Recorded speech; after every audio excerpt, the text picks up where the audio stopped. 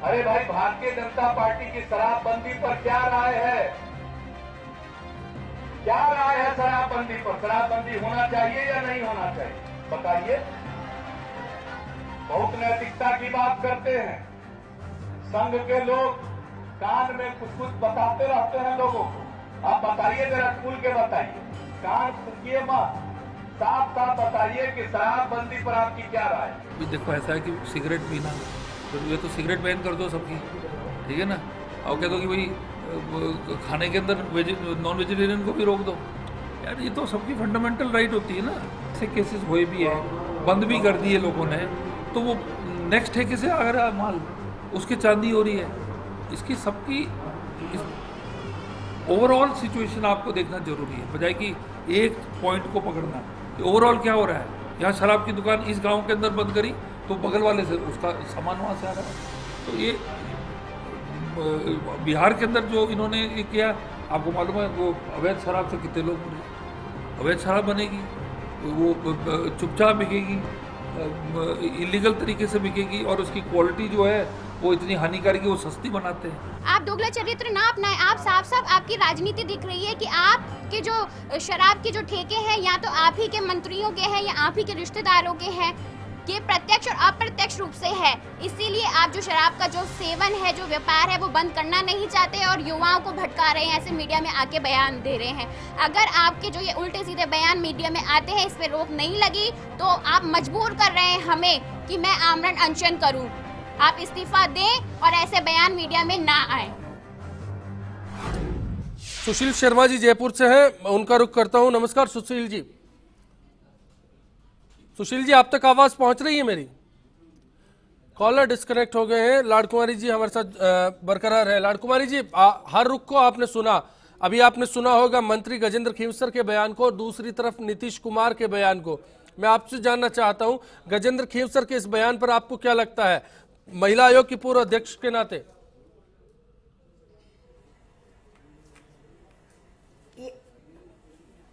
मैं एक इंसान के नाते, नागरिक के नाते, और फिर मैं आप जो भी पद रहा है महिला आयोग के अध्यक्ष का, महिला आयोग के अध्यक्ष का पद रहने के नाते मेरी चिंता महिलाओं की सुरक्षा की चिंता सबसे बड़ी चिंता थी।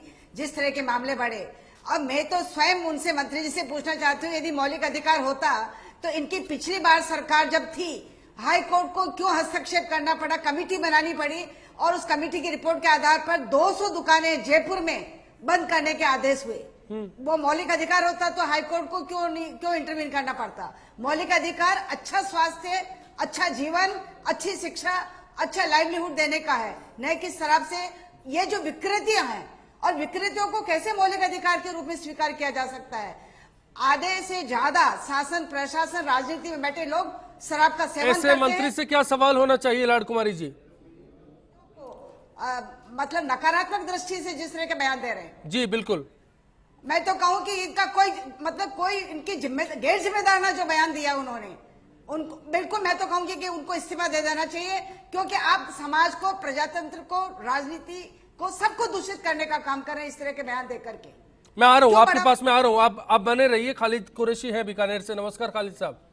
सर नमस्कार। बताएं सर, शराब पे पाबंदी पूरे प्रदेश में, क्या पूरे देश में लगनी चाहिए? क्योंकि दिन भर आदमी मेहनत मजदूरी करके 200 से 400 रुपये कमाता है, और वो जाकर शराब के ठेके पे उड़ा देता है, अपने बच्चों को भूल जाता है।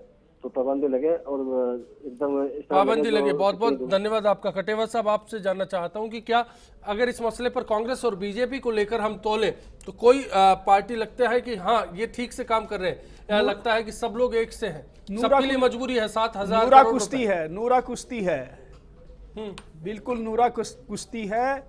कभी ध्यान इस पे देते नहीं हैं। हाँ, कई बार संवेदनशीलता लगती है किसी पार्टी में, कई ये कुछ करना चाहते हैं लेकिन कर नहीं पा रहे।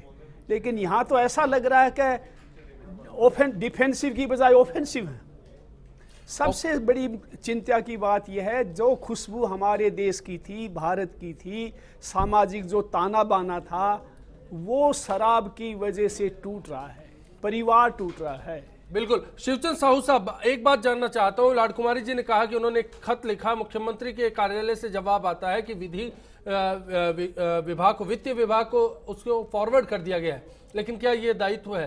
संगठन क्या मॉनिटरिंग करता है सरकार की? देखिए, इसमें शराबबंदी का जब इश्यू उठता है तो केवल वित्तीय प्रॉब्लम ही नहीं है, वित्तीय घाटा भी सहन किया जा सकता है। इसके साथ बहुत सारे और मुद्दे भी हैं जो सरकारों को देखने पड़ते हैं। इससे तस्करी की संभावनाएं बनती हैं, हथकड़ शराब गाँव में निकलती हैं, और ये प्रयोग आज नहीं कई बार किया है। पहले जहां तक मेरे को ध्यान है, भैरू सिंह जी शेखावत ने भी शराबबंदी की थी और वो प्रयोग सफल नहीं हुआ, लोगों के दुखांतिकाएं हुई और उनको आखिर में बड़ी दुखांतिका के बाद में वो निर्णय बदलना पड़ा।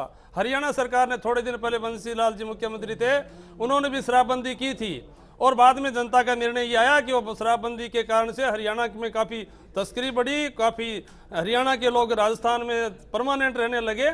इसलिए शराबबंदी का पूरे भारत भर में मुहिम नहीं चले, पूरा भारत में एक साथ निर्णय नहीं हो, तो मैं सोचता हूं कि इसका सार्थक परिणाम नहीं निकल गिरिराज गर्ग साहब, 5 राज्यों में है, देश के 5 राज्यों में शराबबंदी है, लेकिन ये क्या कारण है कि राजस्थान में तस्करी बढ़ जाएगी, हथकड़ बढ़ जाएगा? ये का यही बयान हमने खीमसर साहब का भी सुना। ये दुर्भाग्य है राजस्थान का कि साहू साहब जो कह रहे हैं गुजरात में 13 साल से आपकी पार्टी ने, आपकी सरकार ने लागू कर रखा है, इसका मतलब फिर वहां का फैसला गलत है, आपका मोदी जी का फैसला गलत है। जो गुजरात मॉडल पूरे देश में आप स्थापित करना चाहते थे वो गलत है।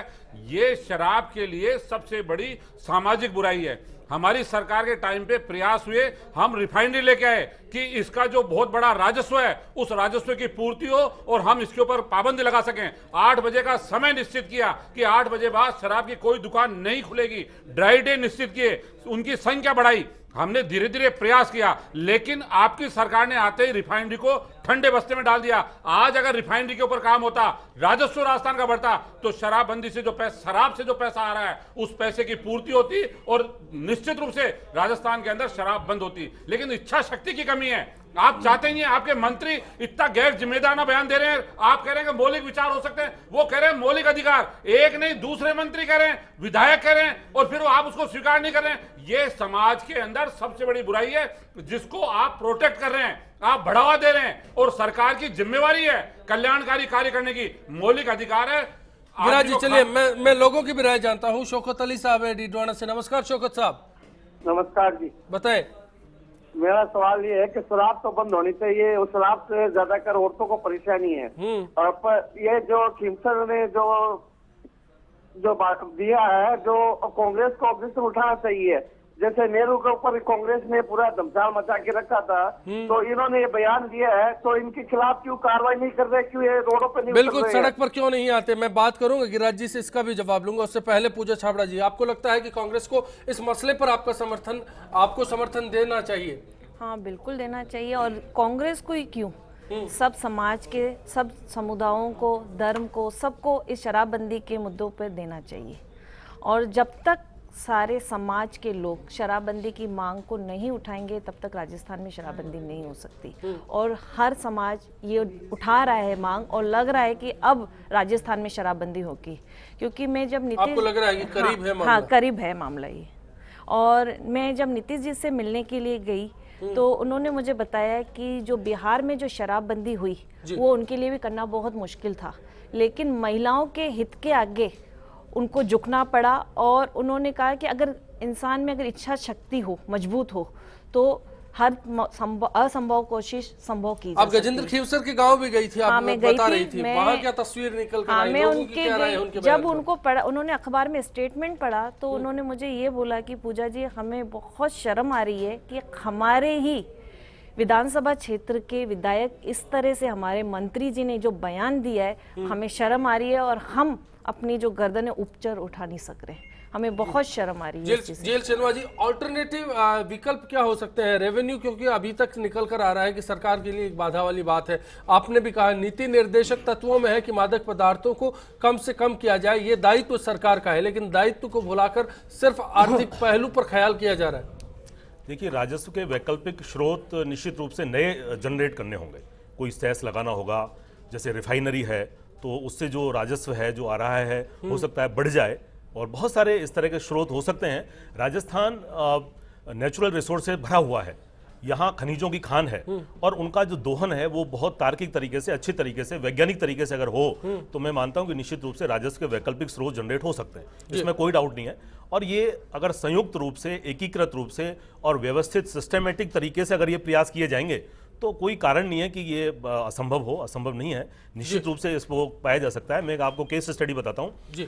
अपराजिता एक इंस्टीट्यूशन है, बहुत से कम लोगों को पता होगा, एक single stop crisis management centre है जो महिला उत्पीड़न के लिए काम कर रहा है। जयपुरिया हॉस्पिटल में भारत का पहला सेंटर वो स्थापित है। मैं वहाँ, मेरा जाना हुआ तो वहाँ की केस स्टडी ये कहती है कि वहाँ करीब 2.5 वर्षों में, 2.25 वर्षों में 1800 केस महिला उत्पीड़न से संबंधित आए, विभिन्न प्रकार के। और उनमें ये रिवील हुआ फैक्ट कि जो महिला उत्पीड़न हुए वो कहीं ना कहीं 50 से 60% उसमें जो भागीदारी है वो शराब के इन्फ्लुएंस में हुई। चाहे वो चाहे वो डोमेस्टिक बीटिंग हो, वाइफ बीटिंग हो, चाहे वो वायलेंस हो, चाहे डॉवरी हो, चाहे कुछ भी, किसी तरह का कोई हरासमेंट हो, किसी तरह कोई बात हो या कोई एक्सीडेंट भी हो, तो वो सारे जो केसेज है उसका जो स्टैटिक है, जो डाटा है, वो कहता है कि आधे से ज्यादा केस इस तरह के हैं कि वो शराब के इन्फ्लुएंस में हुए, नशे के इन्फ्लुएंस हुए। तो नशा जो है वो सामाजिक, मनोवैज्ञानिक, आर्थिक और मैं कहता हूं कि एक स्वास्थ्य वाला एक फैक्टर है और ये बड़ा कॉम्प्लिकेटेड विषय है। पर सरकार इस पर ध्यान नहीं दे पा रही। लाडकुमारी जी आप बने रहिएगा, मैं ब्रेक पर जा रहा हूं, ब्रेक के बाद आपसे वापसी करूंगा।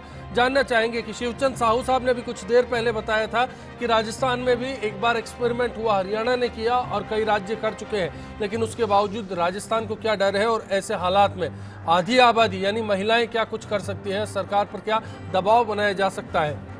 ब्रेक के बाद